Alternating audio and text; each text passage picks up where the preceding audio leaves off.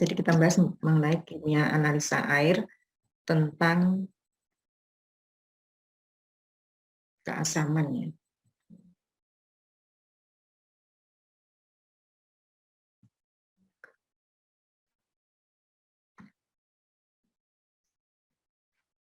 Kita ulang kembali untuk PK keasaman jumlah. Ya. Jadi karena ini praktikum, jadi yang kita perhatikan adalah cara kerjanya. Ya. Jadi untuk keasaman, jadi di dalam air, ya baik air minum maupun air bersih, kalau kita mau menentukan keasaman atau keasaman jumlah, berarti kita nanti menggunakan basa. Ya, basa yang digunakan di sini adalah NaOH. Nah, sebelum kita gunakan NaOH-nya, maka perlu kita melakukan standarisasi larutan NaOH. Ya. Untuk prosedurnya, kalau sudah disiapkan asam oksalat, ya, larutan standar primer yang disediakan, misalnya asam oksalat 0,0200 N, jadi ini sudah disiapkan. Seandainya belum ada, berarti kita harus apa? Membuat larutan asam oksalat. Sudah bisa belum? Untuk membuat asam oksalat 0,0200 N. Mbak Dewi Mega, bisa enggak? Bagaimana cara membuat larutan asam oksalat 0,0200 N? Abdul, bisa? Menggunakan rumus apa kalau kita mau membuat? Masih ingat? Satu. Coba jawab saja, tidak apa-apa, nanti kalau salah saya Bu Ana betulkan. Kalau diminta membuat asam oksalat, jadi ini kita mengingat kembali ya, jadi karena praktikum, kalau sudah disiapkan kan kita tinggal pakai, seandainya belum ada, ya berarti kan kita harus membuat asam oksalat 0,0200 N. Ya. Kalau kita akan membuat larutan dengan konsentrasi dengan satuan N, maka kita memerlukan data apa? Berat ekivalen dari asam oksalatnya benda. Oksalat. Ya, jadi BE-nya berapa atau PM-nya berapa sehingga kita mencari BE-nya. Rumusnya apa ya untuk mencari N? Normalitas sama dengan apa per apa.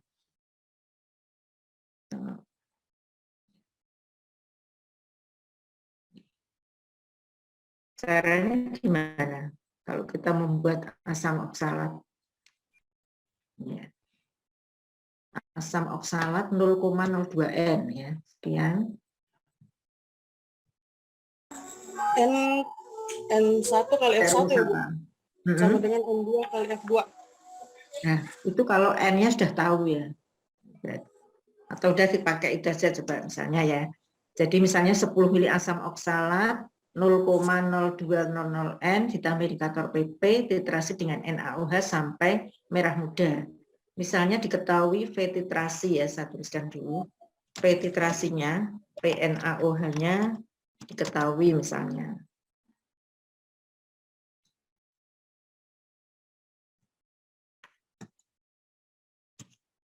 Bisa ditulis.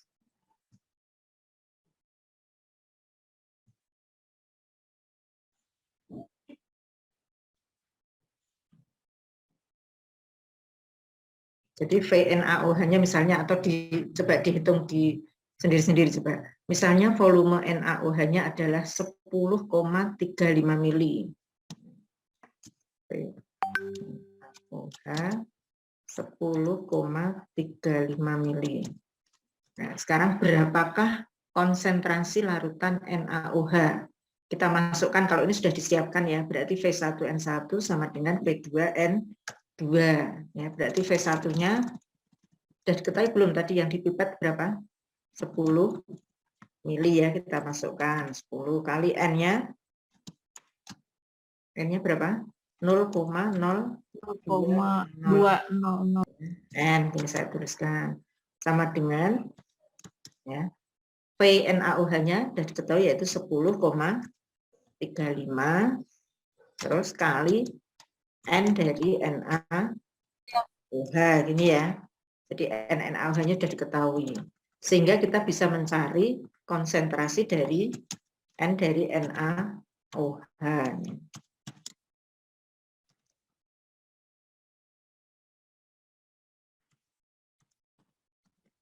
NaOH berarti 10 kali 0,02 berapa? Berarti 10 kali 0,02 berarti 0,2 ya. Ini terus dibagi 10,35. Coba dihitungkan.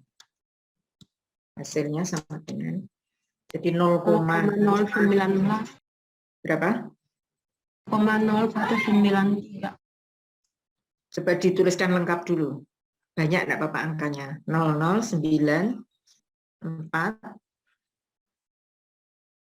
Ya. Coba Mbak. Yang panjang dulu misalnya ada 8 angka enggak Bapak? 0,1932 3671. Coba yang keras 942 932 3671 932 terus 6 3671 3671 gini. Coba kalau ada data lengkap ini kita buat menjadi 4 angka di belakang koma. Kita reduksinya tidak dari depan tapi dari belakang ya. Satunya hilang berarti 7-nya tetap, 7 hilang, 6-nya jadi angka 7, 7-nya hilang, 3-nya jadi 4, 4 hilang, 2-nya tetap ya, 2 hilang, 3. Berarti konsentrasinya adalah 0,0093 ini ya. Jadi konsentrasi NaOH-nya sekian. Dari NaOH 0,09, kemudian nanti kita gunakan untuk menghitung kadar keasaman jumlah. Ya, jadi ini yang berikutnya prosedur pK keasaman. Di pipet 50 ml sampel air dimasukkan ke dalam air Mayer, tambahkan indikator PP, titrasi dengan NaOH 0,02. Nanti NaOH-nya yang 0,02 tadi dimasukkan hasil standarisasi tadi ya 0,0093. Benar nggak kayak itu angkanya?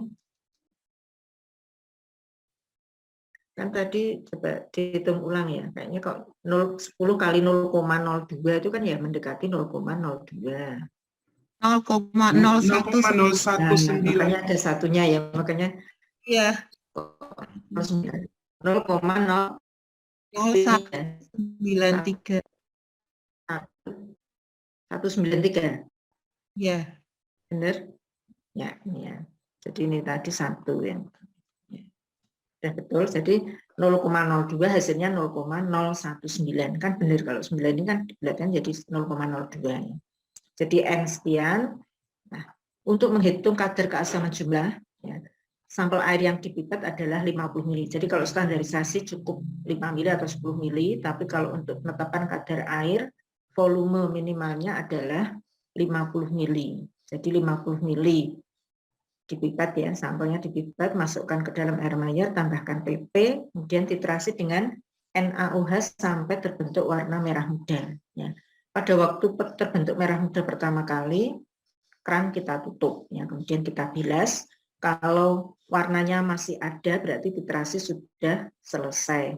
Tetapi kalau dibilas dengan Aquades kok warna merahnya hilang, kita tambahkan 1 tetes lagi. Sehingga rumusnya untuk pK keasaman jumlah 1000 bagi volume sampel. Ya, berapa? 1000 bagi volume sampel dikali 1000 per V sampel ya. Volume sampelnya 50. Kemudian kalikan volume titrasi misalnya berapa? Mau berapa ini? Saya tulis 50 mili misalnya tadi kalau misalnya 15,75 misalnya ya. Kali N-nya itu N hasil standarisasi. Berarti yang tadi berapa? 0,01. Kita copy aja. Ya. Ini di copy.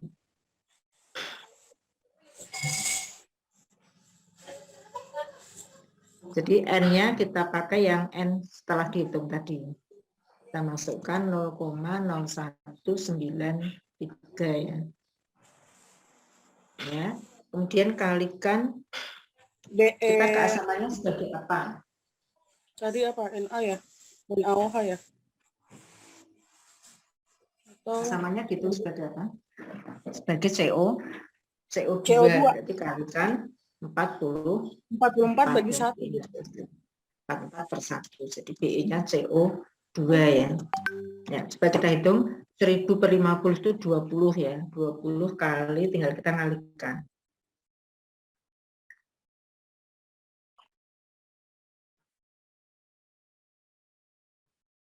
Tinggal dikalikan berarti 20 kali 15,75 kemudian kali 0,0193 ya. Kemudian kali 44. Hasilnya 267,493. Ya, wah, ini cukup tinggi ini ya, katanya sekian miligram per liter. Jadi keasamannya sekian. Demikian juga kalau kebasaan, nanti tinggal yang ya, kalau kebasaan berarti ini sebagai HCO3.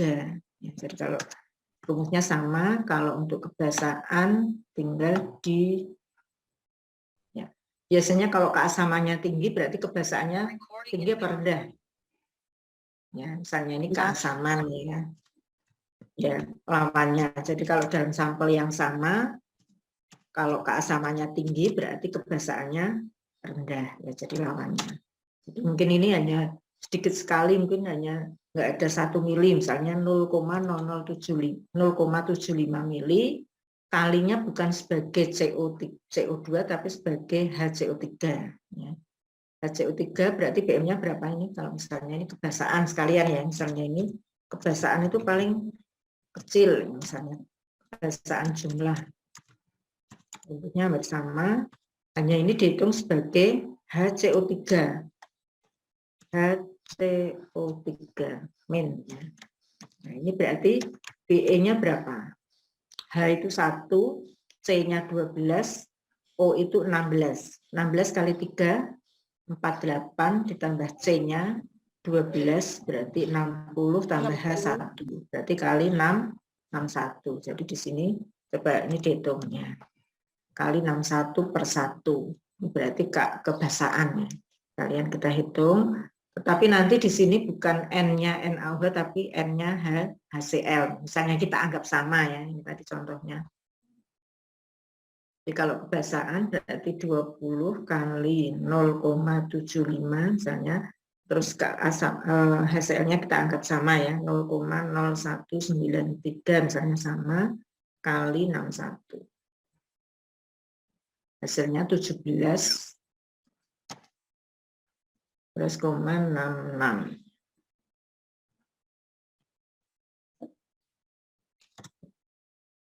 Coba dari hitungan ini ada yang ditanyakan? Jadi intinya kalau kita mau menghitung berarti kita harus standarisasi standar sekunder yang kita gunakannya. Jadi NaOH yang digunakan apa? Misalnya 0,02 sudah siap, kemudian kita mau mencari kadarnya dari standar sekunder, berarti kita harus melakukan standarisasi. Standarisasi, kemudian kalau sudah ada hasilnya tinggal dimasukkan ke dalam rumus, kemudian untuk sampelnya tadi dipipet 50 mili, kemudian masukkan ke air Mayer, tambah indikator, dan dititrasi dengan larutan standar sekunder. Ini untuk menghitung keasaman atau kebasaan. Sekarang yang kedua untuk menetapkan kadar klorida di dalam air. Ya. Ini metodenya adalah argentometri Moore, karena di sini ada pengendapan bertingkat. Jadi kalau klorida di dalam air bereaksi dengan AgNO3 terjadi endapan AgCl putih, ya. Jadi endapannya yang terbentuk putih dulu, kemudian ya.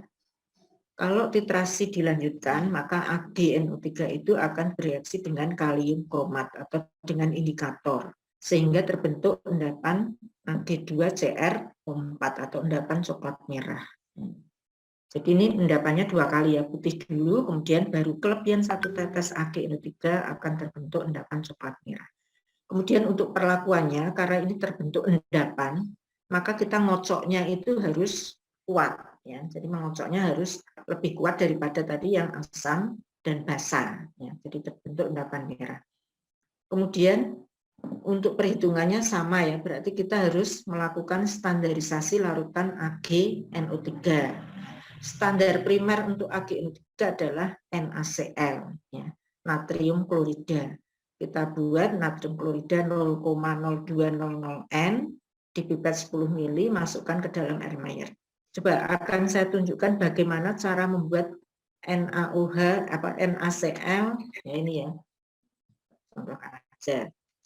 Misalnya buatlah NaCl jadi 0,0200 N ya.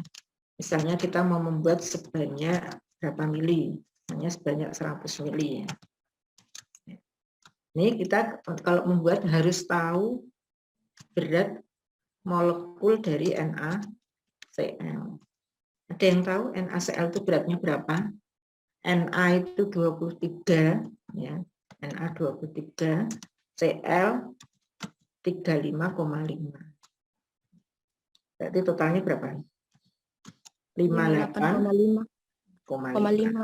Ya, ini. PM-nya diketahui, kemudian BE-nya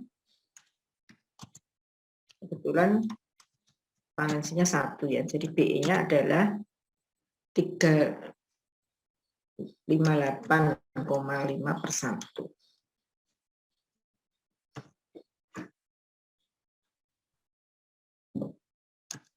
Ya. Sekarang cara membuatnya gimana? Kalau diketahui ini berarti rumus N itu apa? N sama dengan N1 kali F1. kalau mencari N langsung. N sama dengan mol per atau ekivalen ya.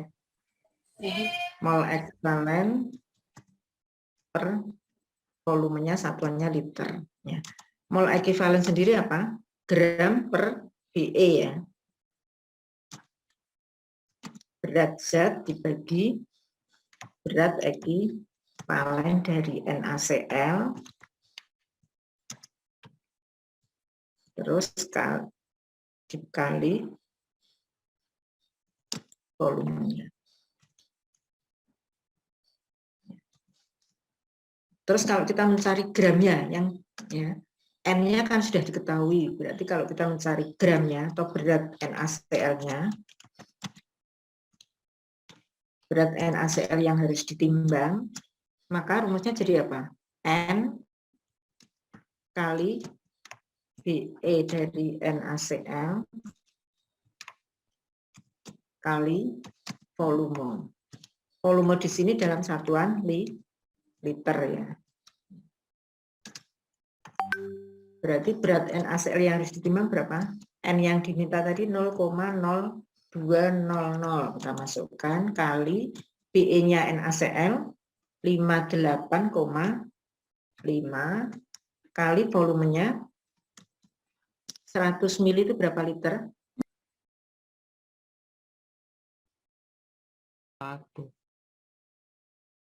100 per 1000. Ya, 0,1 yaitu dari 100 per 1000 ml. Ini ya. Sehingga hasilnya coba dihitung. Berarti 0,0200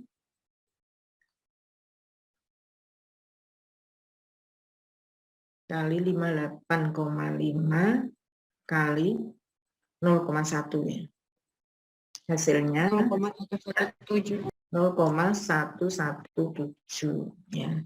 Oh, berarti kalau kita mau membuat, berarti kita harus menimbang 0,117 gram NaCl dilarutkan dalam volume berapa? 100 mili. Ya, jadi ditimbang, kita nimbangnya diletakkan di mana? Mau di kertas atau di beker gelas? Jadi caranya ditimbang NaCl sebanyak 0,117 gram dimasukkan kemana? Kalau kita membuat standar primer, alatnya apa? Beker atau labu ukur? Masukkan ke dalam apa? Labu ukur. Labu ukur ya. Jadi kalau kita membuat standar primer harus di labu ukur. Kemudian ya setelah dimasukkan, kemudian dilarutkan dengan apa dulu? Dilarutkan dengan aquades, kemudian dilarutkan berarti dengan sedikit aquades, kemudian ditambahkan aquades sampai volume larutannya berapa? 100 ml, Bu. 100 ml. Sama enggak kalau kita mengatakan ditimbang 0,117 gram ditambah 100 ml aquades? Boleh enggak mengatakan seperti itu? Kalau ditambah 100 berarti volumenya lebih dari 100 apa enggak? Berarti beda. Lebih ya, jadi karena tadi kan ada berat yang ditimbang ya, berarti nanti ada volume. Kalau kita yang menyatakan benar, ditambah aquades sampai volume larutannya. Jadi termasuk zat yang ditimbang tadi, volume totalnya adalah 100 ml. Jadi kalau di labu ukur, ada tanda batas di leher labu ukur itu ya, tanda batasnya. Ya, berarti kita sudah bisa menghitung. Kemudian kalau sudah ya kita menimbang misalnya sudah membuat ya, oh N-nya ternyata 0,117. Nah, N yang NaCl-nya berarti 0,02 ya. Kita gunakan untuk standarisasi. Tadi ini untuk standarisasi larutan AgNO3 tadi di pipet 0,0200 N. Oh ini. Kalau kita membuat bisa enggak persis 0,0200 N? Bisa apa enggak? Bisa enggak kita nimbang persis? Halo? Nimbang persis bisa apa enggak? Bisa, tapi butuh waktu lebih lama. Jadi misalnya, oh kurang sedikit, tambahin. Oh kelebihan, diambil. Ya, karena satu kristal kecil itu kan punya berat sendiri. Ya, nggak bisa dicuil, gitu nggak bisa. Nah, sehingga ya kita boleh kalau misalnya, oh kita nimbangnya ini lebih sedikit misalnya, perlu kita data penimbangannya misalnya. Data penimbangannya bagaimana misalnya? Kita berarti perlu apa? Wadah kosongnya apa? Nah, mau misalnya bisa beker glass, bisa kertas. Misalnya ini beker glass ya sekitar 65 gram misalnya. Ya, misalnya sekian gram. Kemudian kita tadi kan zat yang mau ditimbang, zatnya berupa tadi apa? NaCl berapa gram? Oh yang gramnya 0,117. Nah ini dimasukkan. Kita buat 4 angka berarti 0,117 gram ya. Satunya gram berarti berat zat dan wadah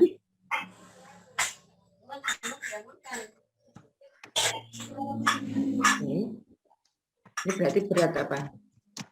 Berat wadah dan zat ya. Berat wadah dan zat, W dan Z, beratnya berapa? Kita jumlah dulu. Wadah kosongnya sudah diketahui, sehingga ini berapa? 65,1213 gini ya. Jadi 3 tambah 0, 3, 4 tambah 7, 1, nyimpen 1, 2, 1. Jadi 65 sekian. Nah, berat wadah dan zat itu harus totalnya sekian. Ya. Totalnya harus 65,12. Awalnya kita pada waktu memasukkan wadah kosong, ya, itu kan yang ditunjukkan di neraca angka berapa?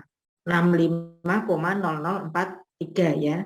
Kemudian ini kita hitung manual dulu. Oh, saya mau nimbang 0,117. Oh, berarti nanti wadah dan zat itu beratnya harus sekian. Terus kita memasukkan zat sedikit demi sedikit sampai menunjukkan angka 65,1213. Nah, yang perlu kita perhatikan itu adalah 2 angka di belakang koma dulu. Jadi paling tidak 65 ini 65,12. Nah, 1/3-nya ini nanti kita ya. Kan kita harusnya 1/3. Begitu 65,12 penimbangan kita hentikan. Berarti kita punya data berat wadah dan zat yang tertimbang ya. Tertimbang sesungguhnya. Yang tertimbang berapa? Oh, ternyata kita tadi menghentikan 65,12. Nah, ini kan sudah gini ya. Ternyata 1/3-nya nggak tercapai. Kita kelebihan, misalnya ini 59 gitu. Boleh apa enggak? Boleh asal dicatat. Ya ini. Oh, berat wadah dan zat ini. Kalau kita menggunakan wadah kosong, tinggal kita pindahkan. Kalau wadah kosongnya adalah wadah kosongnya beker glass, tinggal kita masukkan berarti berat wadah kosong beker glass tadi itu berapa. Nah, ini berat wadah kosongnya. Ini berarti nanti kita zat yang tertimbang berarti kita kurangkan. Berarti ini kita kurangkan berarti zat yang tertimbang berarti berapa?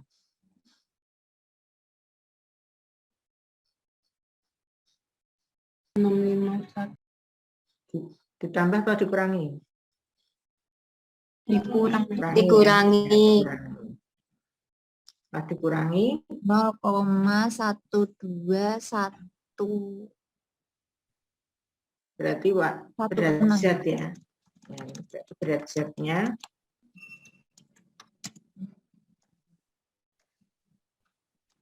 berat NaCl-nya ya, berat zat atau berat NaCl sama dengan 0,12116.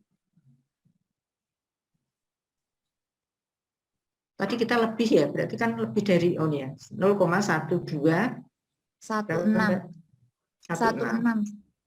Ya, berarti gini ya. Oh, ternyata yang tertimbang zatnya itu 0,1216. Boleh apa enggak? Loh, Bu, tadi kan nimbangnya harusnya 0,117. Ternyata datanya 0,1216. Boleh. Berarti konsentrasi NaCl-nya berapa? NaCl-nya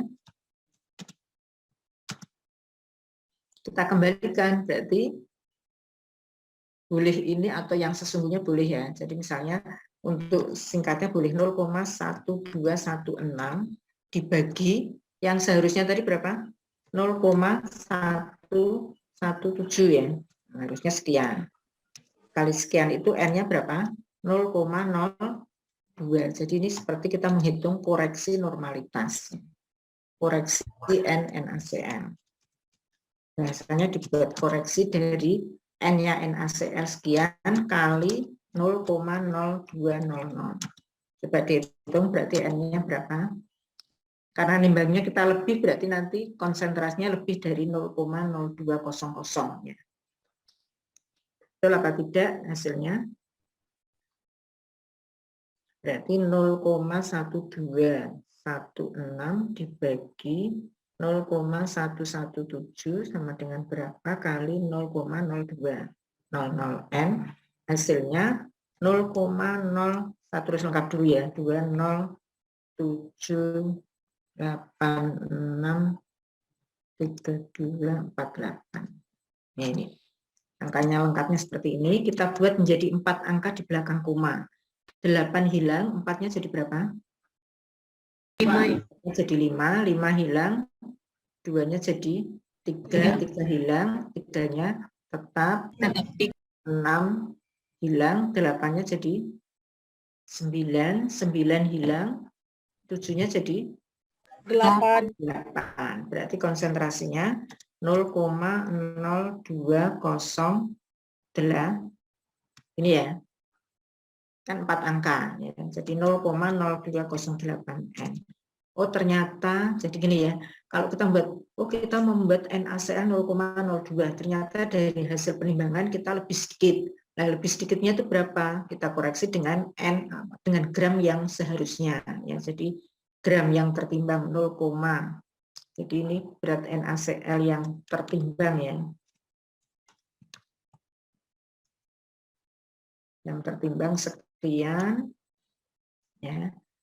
Kemudian kita koreksi normalitasnya, berarti yang tertimbang dibagi yang sesungguhnya, yaitu dari hasil perhitungan tadi 0,117 kali N yang kita buat tadi rencananya 0,02. Karena lebih, hasilnya ternyata memang lebih 0,02, tidak 00 tapi 0,0208. Nah, dari NaCl3 ini nanti dimasukkan ke rumus ini. Jadi 1000 per V sampel kali sekian. Jadi kalau kita lihat prosedurnya untuk analisis air itu hampir sama untuk standarisasi ya. Jadi kalau kebetulan sama tapi hanya volumenya saja yang lebih banyak, yaitu 50 mili, kadang ada 100 mili. Jadi rumusnya 1000 per volume sampel per 50 kali V titrasi berapa kali NaCl3 tadi yang dimasukkan ya 0,0208 kali Be-nya klorida. Coba mau volume sampelnya berapa? Silahkan. V sampel untuk klorida. Silahkan mau angka berapa? Kita hitung. Berapa? Mbak Susan? Mau angka berapa? Misalnya Bu, kloridanya tinggi misalnya ya. 20, berapa? Mbak Susan komanya berapa? 2 angka di belakang koma. Misalnya mau berapa? 20,5. 5 berapa? Boleh silakan. Mau berapa? 20,50. 20,50 boleh ya. Ya, misalnya data titrasi V sampel klorida sekian. Berarti berapakah kadar klorida? Kita masukkan ke rumus tadi. Kadar klorida berarti 1000 per V sampelnya berapa? 50 ya. Kali V titrasinya kita masukkan 20,50 kali N-nya tadi berapa? 0,0. Oh, ini maaf. Ini NaCl-nya baru konsentrasi NaCl ya. Berarti kita harus standarisasi Ag dulu ya. Sebelum V sampelnya tadi klorida. Kita berarti V standarisasi berarti berapa? Standarisasi dulu. Standarisasi AgNO3 ya tadi ya. Berarti pakai rumus apa? P1 N1 sama dengan ini dulu. P2 kali N2 kali F2. ya. Sehingga misalnya V titrasnya berapa? Tadi yang dipipet kan 10 mili ya, 10,00. Tapi N-nya tadi berapa? 0,0208 ya. Ya, V keduanya misalnya 10 mili ya, kali atau enggak 10 ya nanti rancu dengan yang dipipet. Misalnya 10,67 ya. Ini kemudian kali N-nya dari AgNO3. Sehingga NaGNO3 ya ini dulu kita cari N dari AgNO3. 10 kali 0,0208 berarti berapa? 0, maju ya kok. Berarti 0,208 dibagi 10,67 coba dihitungkan. Ya, hasilnya berapa? 0,208 dibagi 10,67. Hasilnya 0,19. 1994. Terus 939. 93. Terus lengkap dulu enggak apa-apa. 0,193 berapa? Berapa? 0,1935. 0,0195. 0195. 0,0195. Sudah dibulatkan ya? Sudah dibulatkan. Ya. Jadi N-nya sekian, tinggal kita masukkan ke rumus yang untuk menghitung. Kita copy. Ya. Berarti N-nya di sini adalah 0,0195. Kali PE-nya klorida berapa? Tadi 35, rumus tadi berapa? 35,45 ya, ini buat agak. 35,45. Jadi kadar kloridanya 1000 bagi 50 adalah 20 ya, kali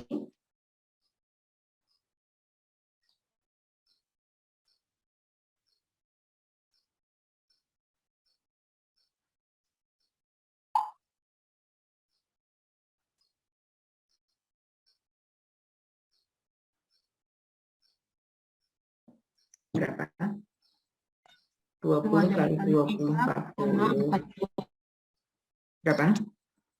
283,43 283,42275.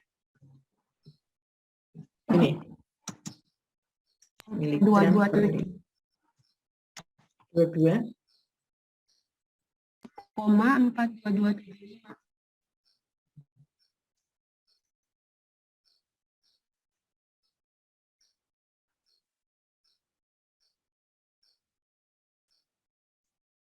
ya, 20 kali 20,50 kali 0,0195 kali 35,45.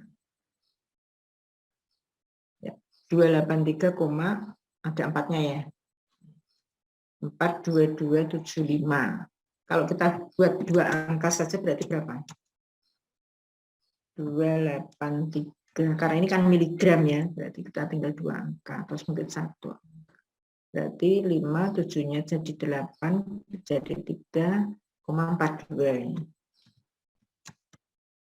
Nama lain dari miligram per liter apa? Ya, ini satuannya miligram per liter.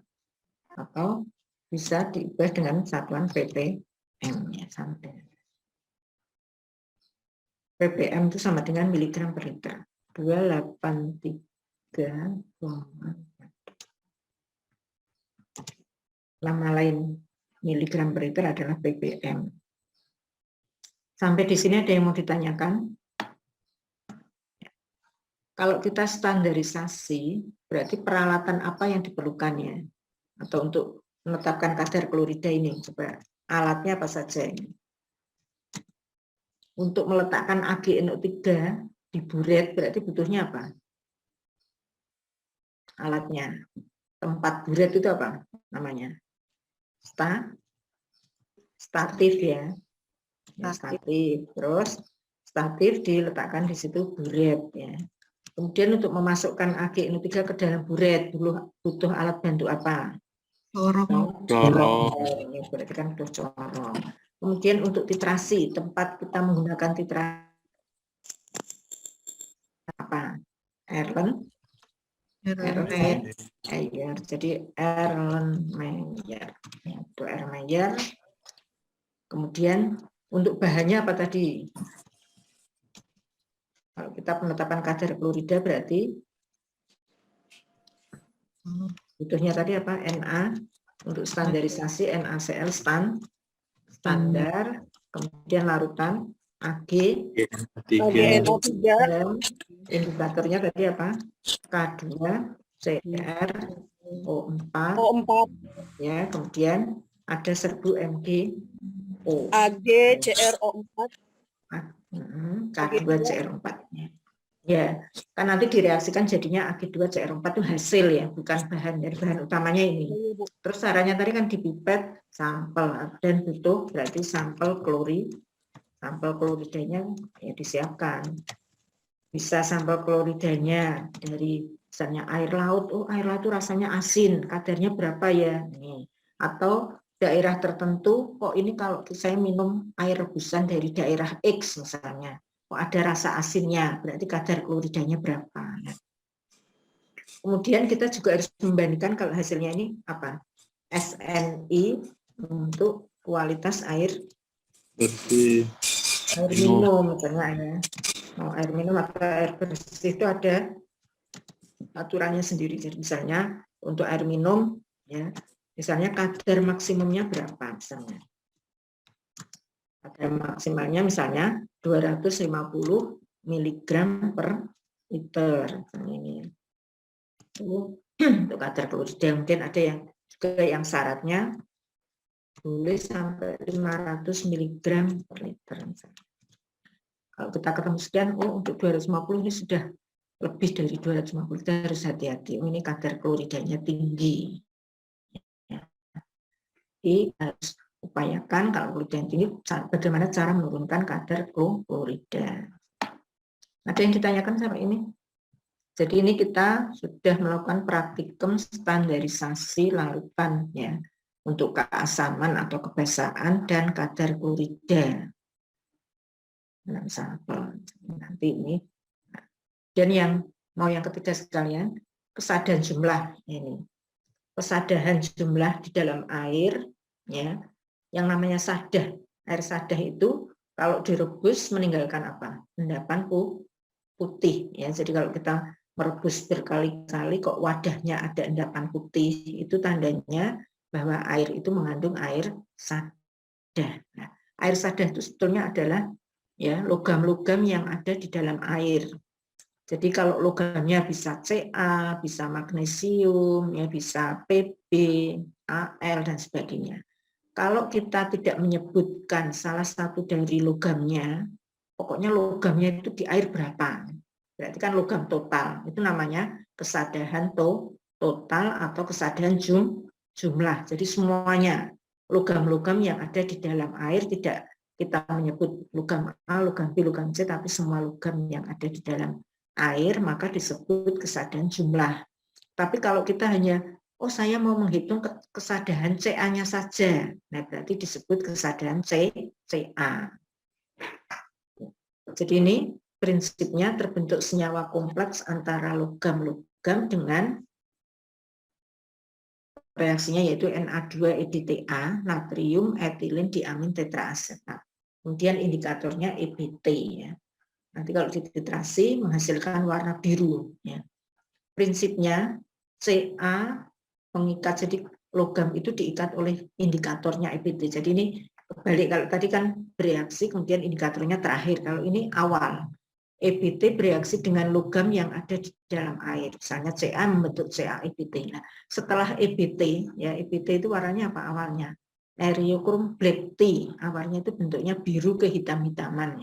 Tetapi kalau sudah mengikat logam, EBT yang semula biru berubah menjadi merah. Ya. Setelah menjadi merah, kemudian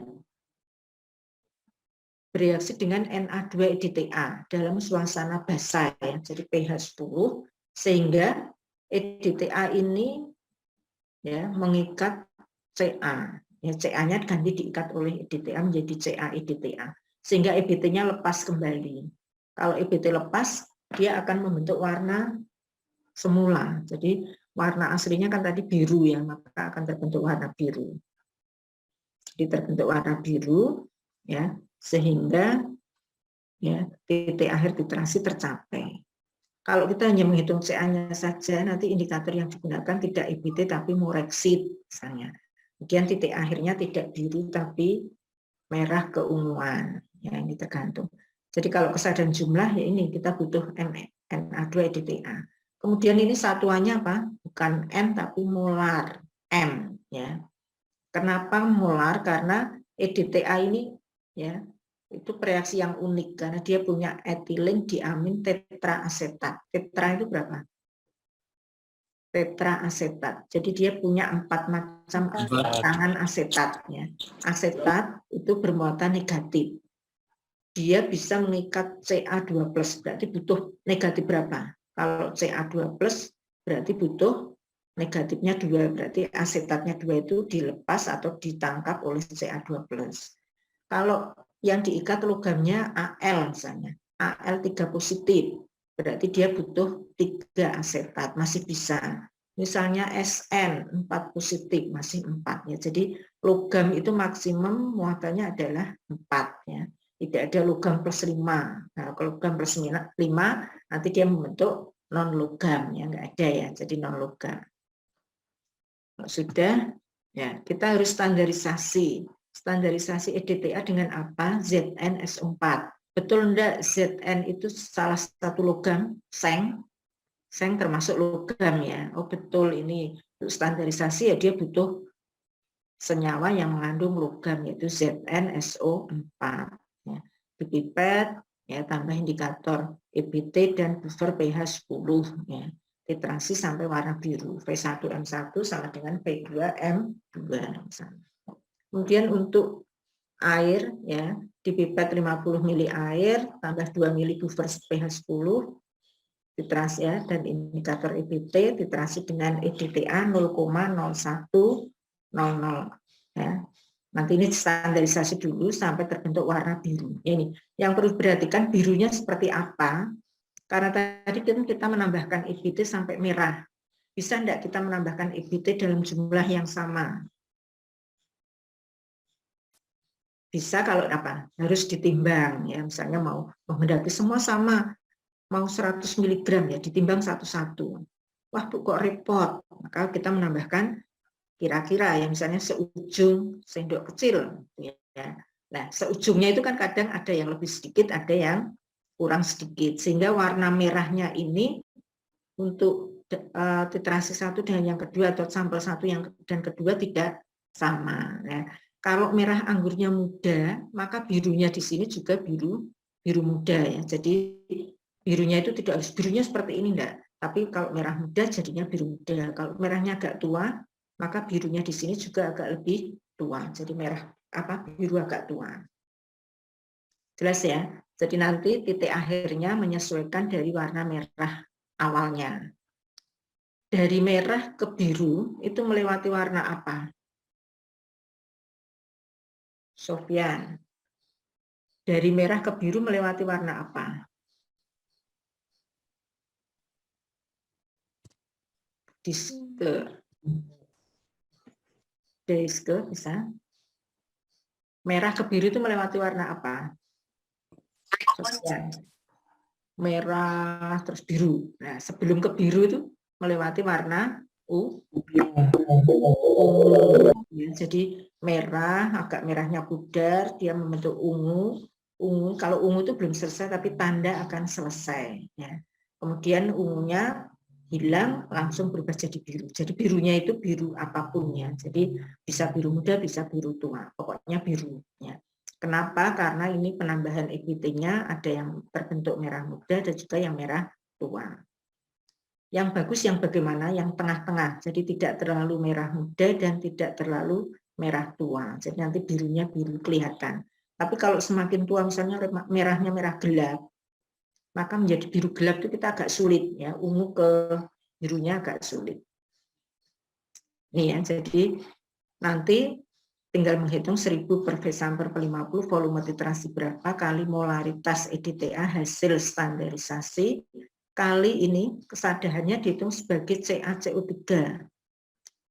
Karena ini kita menggunakan molar, maka ini kalikan BM, bukan BE tapi BM CaCO3 yaitu 100 ml. Nanti tinggal dihitung kadarnya berapa. Kadar kesadaran biasanya batas maksimumnya itu adalah 500 mg per liter. Jadi kandungan ya CaCO3 itu berarti kapur. Jadi mewakili kesadaran itu pasti ada terbentuk endapan putih yang ada di wadah yang kita gunakan untuk merebusnya. Kalau secara teoretis ada kesadaran dan ada kesadaran tetap ya. Yang bisa dihilangkan adalah kesadaran sementara. Karena sementara dia dengan pemanasan itu kesadarannya bisa hilang. Jadi kalau Bu airnya di sini memang airnya sadah sekali, Nah, kita harus merebusnya itu berkali-kali. Jadi supaya CA-nya itu mengendap jadi endapan putih, airnya nanti debus lagi, ya, endapannya sampai endapannya tidak ada lagi, berarti kita bisa minum air yang semula sadah menjadi tidak sadah, yaitu dengan cara perebusan. Tapi kalau sadah tetap harus kita reaksikan, ya, karena sudah dia tetap ya dipanaskan biasa tidak bisa, tapi harus diikat oleh zat yang lain yang bisa mengikat logam. Jadi hari ini kita sudah praktikum analisis air dengan metode titrimetri. Minggu depan kita lanjutkan dengan metode spektrofotometri. Ada yang ditanyakan? Jadi untuk metode titrimetri apa yang harus diperhatikan? Cara menentukan titik akhir titrasi tadi, terbentuk warna ini itu harus tepat, ya, harus pertama kali. Kalau kelebihan berarti kan tetesannya semakin panjang, berarti volumenya sampel menjadi banyak sehingga kadarnya menjadi rendah. Nah, berarti yang kalau kita mau teliti ya pas saat pertama kali berubah warna atau terbentuk endapan, kita hentikan. Itu pertama menentukan titik akhir titrasi. Yang kedua pembacaan buret, ya, pembacaan skala buret angka nolnya dari atas atau dari bawah. Nolnya dari atas, ya, 0 sampai bawah. Jadi bacanya jangan dari bawah ke atas tapi dari atas, ya. 10,35 10, stripnya 3 ke bawah. Kalau dari bawah kan jadi 11, ya, jadi membacanya dari atas, ya, karena angka nolnya berada dari atas. Jadi pembacaan pertama menentukan titik akhir titrasi, kedua pembacaan buret, yang ketiga apa?